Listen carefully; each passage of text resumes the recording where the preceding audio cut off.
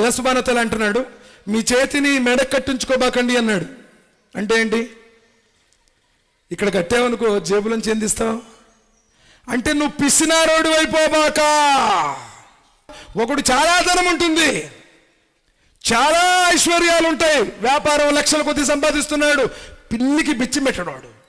ఆకలి అవుతుందయ్యా అంటా కానీ అన్నం తినిపించాడు. సోదరులారా, ధనవంతుడు అంటే దిల్లున్నోడు, అంటే మనసుండోడు, డబ్బుండోడు ధనవంతుడు కాదు. ఒకసారి వరద బాధితుల నిమిత్తం చందాకి వెళ్ళాం. పెద్ద షాపింగ్ కాంప్లెక్స్. దాని ఓనర్ దగ్గరికి వెళ్ళాం. ఓనర్ 500 రాశాడు చందా. అతని దగ్గర జీతం చేసేవాడు, అతనికి బహుశా 4,500 5,000, అతడు 2,000 చందా రాశాడు. ఇద్దరిలో ధనవంతులు ఎవరో చెప్పండి.